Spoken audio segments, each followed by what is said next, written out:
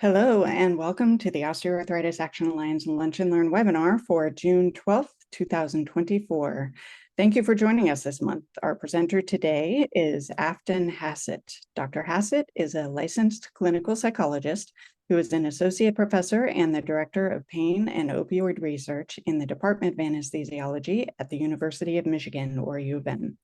As a principal investigator at the renowned Chronic Pain and Fatigue Research Center at U of M, she conducts interdisciplinary research related to exploring the role of cognitive, affective, and behavioral factors in chronic pain.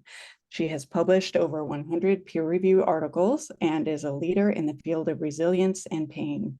Her work has focused on exploring the role of positive emotions in people with pain, as well as novel interventions to promote resilience and better pain self-management. Her current NIH-funded research involves developing resilience-enhancing activities for people with chronic pain, testing the mechanisms underlying treatments for chronic low back pain, and developing prehabilitation programs for anxious surgical patients to optimize outcomes. Dr. Hassett is a past president of the Association of Rheumatology Professionals, a division of the American College of Rheumatology. She is also the author of Chronic Pain Reset, 30 Days of Activities, Practices, and Skills to Help You Thrive. It's an innovative pain self-management book for patients and their clinicians released in the fall of 2023. The title of today's presentation is Chronic Pain and Resilience, Harnessing the Power of Joy, Optimism, and Love. Welcome, Dr. Hassett. Well, thank you. I'm delighted to be here. I'll begin with some disclosures, as well as a map of where we're going today. We'll begin by talking about the nature of pain and how the nature of pain actually opens the door to resilience. And then we'll talk about the concept of resilience itself, including the targets of treatment. And then lastly, we'll talk about some interventions to enhance resilience. These are things that anybody can do or to share with patients. And if I have time on the back end, I'll tell you a little bit about some ongoing studies we have in this area. So let's begin with the nature of pain and the notion that pain is in the brain. It's truly, truly the center of it. And when we think about the nature of pain, the first thing that comes to mind is its complexity. And that rarely is treatment straightforward, just requiring one medication. It often involves active self-management, and that's really kind of the focus of the interventions we'll be talking about today. Part of the complexity, too, is chronic pain often occurs with other symptoms such as poor sleep and fatigue and cognitive difficulties, as well as depression and anxiety. And these same processes, sleep, poor sleep, depression, anxiety, also make pain worse. So it's a really vicious cycle. Treatment is complex. We love to see interdisciplinary care when possible, where medications, interventional pain management, physical therapy, and exercise behavioral therapies, and even pain self-management are all brought together. This seems to be the best route to have the best outcomes.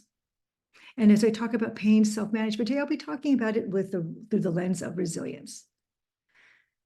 So the reason this door is even open to us is that pain is not just a sensory experience. It really is a combination of cognitive processes, what we think about the pain, the attention we pay to it, and affective or emotional processes, how processes like fear and anger can make pain so much more worse. And this is likely due to the fact that pain and emotional processes and thought processes are all processed by some of the same areas of the brain in overlapping networks. So that begins to tell us how it is that a number of fascinating processes can impact pain, because more than anything, pain is just weird. Let's start with the notion that there are really intense sensory differences between individuals. If I were to show this to a radiologist or a physician, you would probably look at that knee to your right that shows bone-on-bone pain. If I said, hey, can you spot which knee hurts? You'd say, yeah, that one right there. Look at that. That's terrible. But what we see over and over again is that our radiographs, our MRIs, none of this really seems to map on all that well to a person's pain. People can have perfectly normal-looking MRIs and tremendous pain, and vice versa, have all sorts of faults and problems in their MRI and have no pain. We know that maladaptive thoughts can greatly influence pain signals. Pain catastrophizing, fear avoidance, pessimism all serve to ratchet pain up. But while more adaptive thoughts like having a good sense of pain self-efficacy, that you can handle your pain, and even optimism tend to wind pain down, not only how it is reported, but really how it is reported in the context of even sensory testing. And then in a study that we conducted just to kind of explore attention and distraction in pain, we gave VR, virtual reality goggles to women in the first stages of labor. They were their own controls where they had the goggles for one set of contractions, and then we didn't let them have the goggles for the second set of contractions. We just wanted to know, would they use the goggles? Did they make them more nauseous? And would there be any pain relief? And what we found is up to a 20% reduction in pain. And not only did the women do well with them, when they didn't have the VR goggles for one of the contractions, they would ask for them. So we know intense negative emotion really does indeed make pain worse. Depression, anxiety, anger, all are pain exacerbators. But counterintuitively, or I guess maybe intuitively, positive emotions and even laughter make pain so much better. Even the thought that laughter may induce kind of endogenous opioids that could actually serve as analgesics for the experience of pain. And then social connection and integration is incredibly important in the experience of pain. In a study conducted by Tar and colleagues, they had people engage in group dancing, and it was fun. They danced together. They danced to Gangnam Style, if you remember that old video. And the individuals that were in the collective dancing condition reported far less pain upon future pain testing. So it's incredible. Pain is unusual. And studies like this tell us three really important things about the nature of pain that tend to open the door for resilience-based intervention. So first, damage and tissue injury can be optional. And then kind of the second part A and part B, cognitions, emotions, and sensory experiences are neural events that inhabit some of the same brain networks. And the psychological, emotional, social, cognitive, and attentional processes can be intricately associated with one's experience of pain. And the best news, though, is that changes in some of these brain networks thought to be the cause of chronic pain are indeed changeable. They're not hardwired. The notion of neuroplasticity makes it possible for even small actions to make a huge difference in how people experience their pain. So the concept of resilience, that which does not will kill me will make me stronger. When we think about Nietzsche's statement, what we're implying is that there needs to be adversity in order to have the need for resilience. And when we study resilience, we think of it as the adaptive capacity to respond to adversity. And while resilience can be a trait, it does have a dynamic capacity to change. And so we do think of it as also a state, right? So some people are just naturally more resilient, but we also can teach it. And resilience can be improved through using targeted interventions.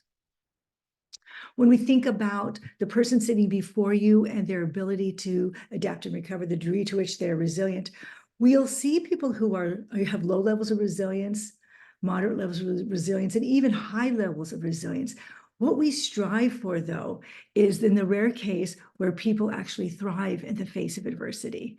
And it's this kind of this thriving that really portends the best outcomes. It's that life is even better than it was before the adverse event because it's changed the way one sees the world. Life now feels fuller, more meaningful, and even more rewarding. So when we look at the data about how resilience predicts chronic pain, it's pretty compelling. Resilience will predict even the presence of chronic pain, whether it's there or not. It'll tell us whether or not pain could be widespread. Resilience can predict analgesic use and the likelihood that somebody will have disability or high levels of pain interference. Resilience is a great predictor of quality of life, as you might suspect, and even psychosocial functioning. But interesting, resilience tags very closely to sleep impairment. If we improve resilience, sleep impairment improves. If you improve sleep impairment, resilience tends to improve. And this is true also for depression, anxiety, and post-traumatic stress symptoms. Again, this bidirectional relationship. And we see that resilient people generally have stronger psychological adaptation. So markers of strong psychological adaptation include having greater pain acceptance, having a greater sense of pain self-efficacy, and more active coping.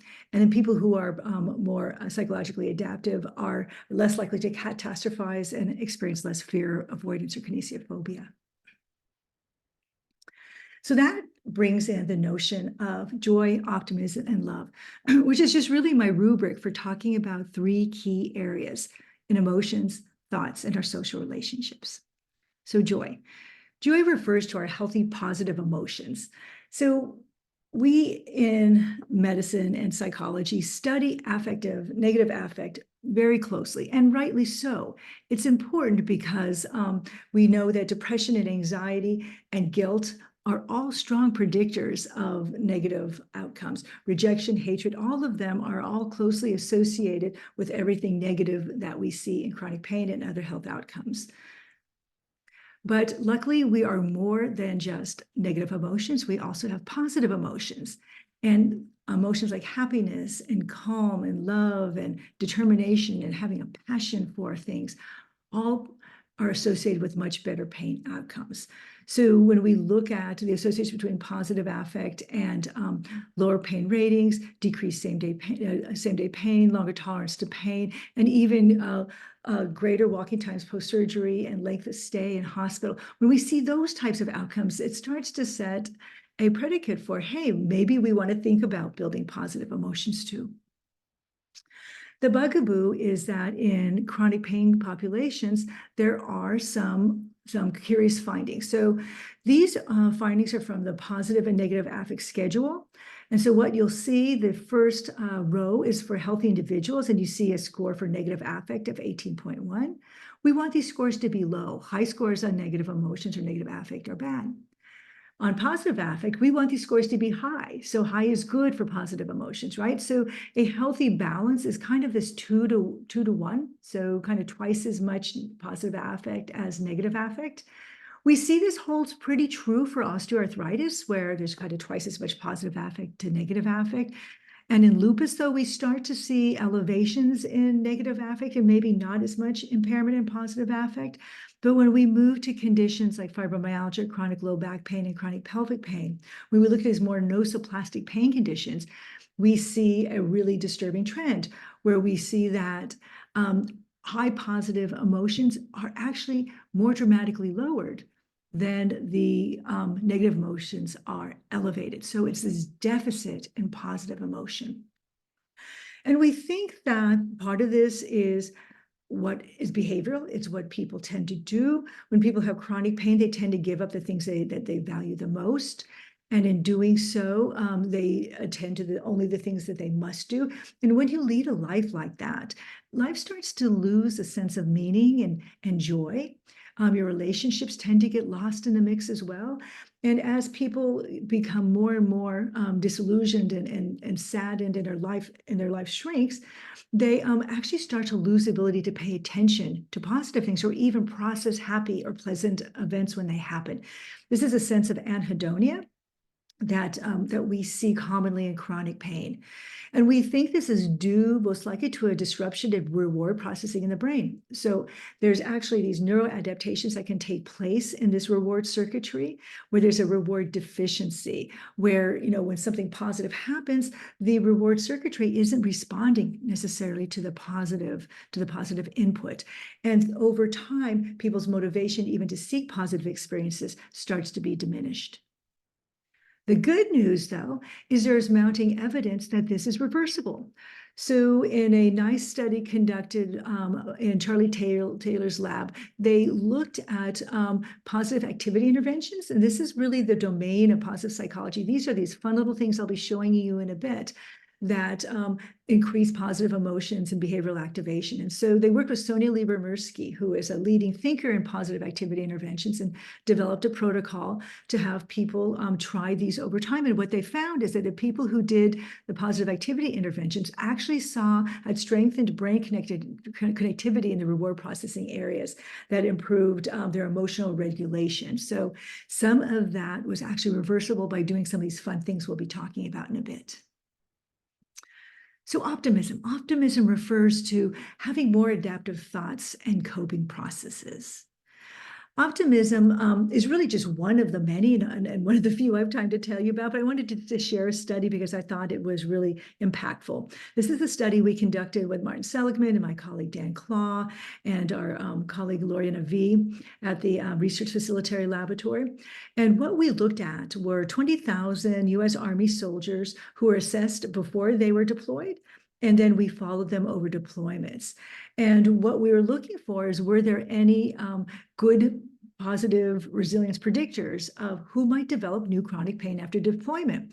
And what we saw is that post-deployment, one new area of bodily pain was detected in 37% of our soldiers. And we thought that's pretty powerful because we see upwards of 60% of soldiers have, some form of chronic pain. And these are new areas of chronic pain.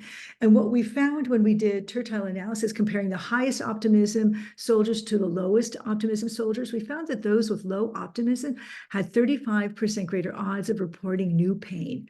But what really struck us is that this optimism prediction was good even when we controlled for demographic factors, which are often very powerful, but also military factors like rank and deployment factors, as well as combat factors. What were you exposed to? Were you injured? Did you see dead bodies? Did you discharge your weapon? So optimism was incredibly protective. And when we look at the wide world of optimism studies, in a systematic review, 69 studies were identified that looked at pain and optimism. They found that 70% of the studies showed a beneficial association with optimism. But what was really neat is when they teased out the better studies, the studies that used experimental designs, they were generally of higher quality as far as their measurement. They found that an even greater number of these studies detected a strong relationship between optimism and pain. And then lastly, love. Love refers to our relatedness, to our social integration, to our healthy relationships. And I give you a pop quiz. All righty, so this is one of my favorite studies. This is a study conducted by Julia Holt-Lundstad. It was a systematic review where they looked at studies that predicted decreased odds of mortality. And this is across conditions in people and over time.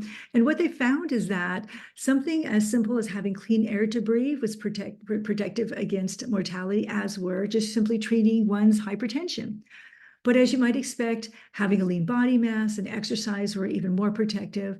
And certainly drinking less alcohol was protective, but the big daddy of them all, smoking less, had a tremendous effect, a protective effect against mortality. But they did find one factor that even was more profoundly effective at decreasing or being associated with decreased mortality. And that was, drumroll, social support. The degree to which somebody felt integrated and supported was more protective against mortality than even decreasing the amount of smoking that you do. And this kind of held up in a study that we conducted with Victoria Powell. She's one of our mentees. She was looking at the University of Michigan Health and Retirement Study. We pulled data on almost 6,000 individuals over 50. And we looked at them in two time points about 7 years apart. And we looked to see the degree to which loneliness might decrease the odds of reporting pain. But we're also interested in other concomitant symptoms such as fatigue and depression. And yes, lo and behold, we found that loneliness was a strong predictor of pain, fatigue, and depression. But really interestingly, it also predicted when all three of the symptoms clustered together. So loneliness, incredibly important. And it does. So our social relationships do indeed have a cumulative effect. They impact our mental and physical health. They do so through behavioral, psychosocial, and physiological pathways. But our social relationships don't always do good. There are costs. And so there's costs to our health and our well-being when the relationships are abusive. So let's spend a few minutes talking about what are these interventions, how do we grow them? Resilience building interventions. So we're just going to focus on those that come from the field of positive psychology, and I'll talk to you briefly about pleasant activity scheduling, gratitude activities, acts of kindness, savoring, positive daily reflection, and making connections. So pleasant activity scheduling actually does come from cognitive behavioral therapy. It is commonly used in positive psychology, but it is from behavioral therapy. And what it says, or what it recommends, is that the participant or the patient plan on 3 or 5 days in the next coming week, a little bit of time to do something that's pleasant. Set aside time on the calendar, treat it with the same respect as you would a doctor's appointment, and make it something you enjoy. It can be simple, like having coffee with a friend, or something more complex, like taking a yoga class or taking the dog on a nature hike. But whatever it is, treat it as serious and put it on your calendar. And what we see are very large treatment effects in depression. So this really was a start of the interest in behavioral activation as being one of the best treatments for depression. And it appears to be very helpful for chronic pain as well. That often overlaps with depression. Another great resilience building intervention is keeping a gratitude diary. We suggest for this that you get a fun journal, set it by the bedside so it's easy to find, and write down 3 things every day for which you are grateful. It can be anything, something small like the sun on your face, or enjoying a cookie with a friend, getting a small gift, getting a compliment. And the main thing is to make a commitment to doing this every single day, write down 3 things, but where we start to teach people how to search the environment for positive stimuli is we ask them to look for 3 different things every day. And after about a week, people really are starting to search the environment for things that are more positive. Conducting random acts of kindness has some of the best evidence. It's really surprising how just being kind, doing something kind for another person can have such positive health benefits, but it does. And in many ways that acts of kindness has been studied, the best way seems to be to plan to do 5 kind acts all in one day. So spend time planning, thinking about what you're going to do. It can be simple things for strangers, for friends. It's nice for people with chronic pain to tell them to do one kind thing for themselves, because sometimes our patients with chronic pain tend to neglect themselves. And to do this, just do this maybe once every few weeks and just have a kindness day. There really is a nice boost in emotion that lasts for a while. Maybe my favorite, when I said if you have to do one, I would so strongly suggest savoring. This intervention has made its way into acceptance and commitment therapy, more therapy for opioid addiction, pain reprocessing therapy. Everywhere you see savoring. It has elements of mindfulness, but what savoring does is it really helps the person engage in that moment to take in something pleasant. So when they catch themselves enjoying a cookie, or as this baby's here having a piece of candy, to stop and become mindful, engage all the senses and really take in that moment. What does it feel like? What do you smell? What do you feel? And really lock it in. We're not very good at filing away positive events like we are negative events, like like a trauma or seeing something terrible. Those get locked in, but these little moments of joy don't. We have to be more intentional about that. And then we encourage people just to spend 2 or 3 minutes each day just savoring an experience or two. And then there's the positive piggy bank. This is an exercise that'll help encourage positive daily reflection. And what we say is get a box, a piggy bank, a jar, whatever strikes your fancy, pen and paper. And we give them in therapy, in treatment, into intervention treatments, a card that says every evening, think about the people, things, or events for which you are happy. You can put in grateful. You may make a list if you like, pick one of these and spend a moment savoring it. What made it so special to you? Now write down this moment on a currency slip, use enough detail that you can immediately recall what happened later, add a date, and fold up your happy memory currency and drop it in the piggy bank. And we ask people to do this every day for 2 weeks, 30 days, 60 days, whatever the assignment calls for.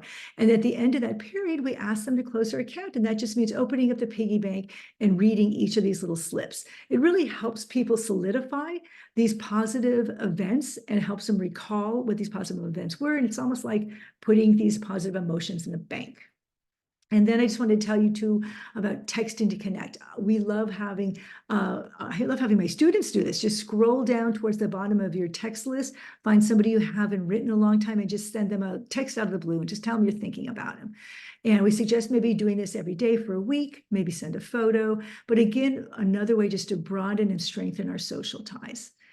And then the big one, probably the most effective of all the positive activity interventions, if we can get our patients engaged in positive service.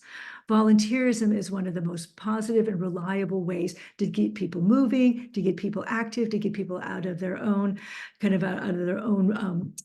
comfort zone and try something new and feel really good about what they're doing. The evidence is great for these. As I wind down, I just want to let you know there's been some good meta-analyses conducted in chronic pain that has shown that doing these little positive activity interventions like this decrease pain, decrease depressive symptoms, decrease pain catastrophizing, negative emotions, and increase positive emotions. And what is really neat is the studies that did do 3-month follow-up showed that these benefits really persisted. So teaching people how to engage in the positive is powerful. I don't have time to tell you about studies we have ongoing, so I'm going to skip ahead and just share with you a couple of things that you have access to now.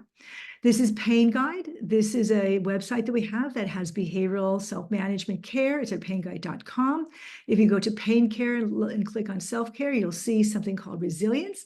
Many of these activities are there, but along with all sorts of other great activities like pacing and exercise and communication. A lot of it is done through video, so it's easy for our patients to follow. I also want to tell you about my book that integrates a lot of these positive activity interventions along with learning about the neuroscience of pain that just helps people understand how it is that doing these simple activities might actually change how their pain is processed. My favorite part is there's many beautiful stories that are shared by patients about what they have learned along the way. We have them after they've read a series of chapters to give it the background. There's a 30-day evidence-based activity intervention where they try one new activity every day and just making a note whether or not this activity, skill, or practice seems like something they'd like to do again. It's all of these positive activity interventions we spoke about and more traditional cognitive behavioral activities, including those taken from ACT and mindfulness. And then people determine whether strategies are their favorite, and the end of the book helps them build a thriving plan, which is a living plan to help them continually use different strategies to add to their arsenal of pain tools. I also have a podcast. We have about 10 episodes up. That's our episode with Dan Claw. It's a combination of patient advocates in the community as well as experts. So we'd love to have you tune in. It's on Apple Podcasts. And then I just want to encourage those of us who are clinicians and researchers on the call that these principles apply to everyone. Please, please feel free to integrate these into your life and share them with people that you know. The more people that have these tools, the better. And I just want to nod to, I didn't get to talk to them about my research, but I want to at least nod to the people who do the hard work. This is my team, and they're absolutely fabulous. And this is me. Please feel free to connect with me at aftonhassett.com. And I'd be glad to take questions. Yes, thank you so much, Afton. This was a really wonderful, fascinating presentation. We will do a Q&A session, so I'll encourage any of our listeners to type your questions into the chat box and I'll read them aloud. I have a couple of questions. I know we're approaching the end of our half an hour, so let me do a quick shout out before I get into the Q&A for our next presentation coming up on July 17th, our next Lunch and Learn Nutrition and OA. Is there a role for vitamin K with Dr. Richard Loser? Katie will pop that into the chat. Oh, she just did. Thank you. And also she included a couple of links for Dr. Hassett from today's presentation. So by all means, connect with her as you like. One question that came in on separately was something I've heard about character strength. So how does that fit in with other positive activities? Oh, thank you for asking that. Again, I wish I had more time. That alone takes about 15 minutes to explain, but character strengths are something that we all have inherently. And it was really built by Martin Seligman and Chris Peterson and Nancy Park. And then the notion that there are character strengths shared across every culture that help define who we are in a positive way, as opposed to kind of the DSM-4 of all the things that go wrong with us. And there is a wonderful website called VIA. It's Values in Action. It's a nonprofit where people can go to actually learn what their character strengths are. But these are things from creativity to curiosity to wisdom, to prudence, to justice. And it helps when we do this with our patients, they love it because it helps point out their strengths. And that's, one great way to build resilience. And once people do have a sense of what their character strengths are, we encourage them to think about new ways to use this character strength. So if somebody's really creative, how can you use that then in your care? And how can you use that as you talk to your physicians?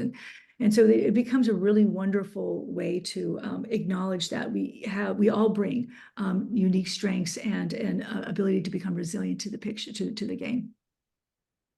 Well, and sort of a related question, you were talking earlier about neuroplasticity and how all of this is malleable. And speaking of character strengths, what if someone is a lifelong pessimist? Is that something that's changed? It's a little bit intractable because, optimism and pessimism tend to be a little trait-like, but yes, no, people change all the time. And, sometimes people change quite on their own through their own experiences over time. You may see somebody who's highly pessimistic in middle life, and by the time they're older, they see life differently.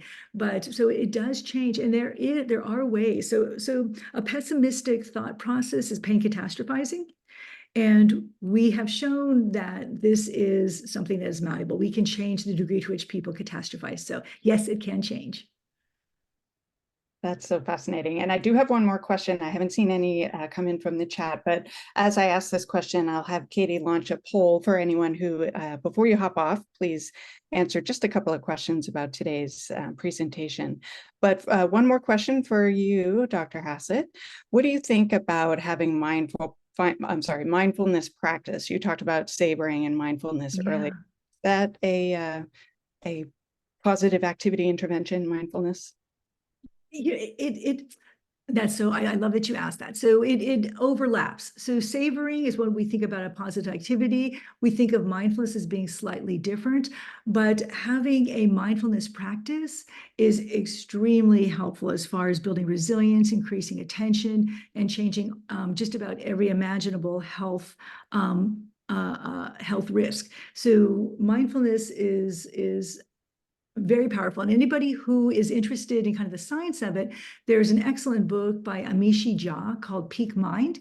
And I can't recommend that high enough to understand what is the science behind having a mindfulness practice. But I think, we should do both. I think that's, the kind of the core of good integrative care is taking, some things like I just talked about positive activity interventions, but, taking things from CBT and taking things from mindfulness and putting them together to make the richest combination.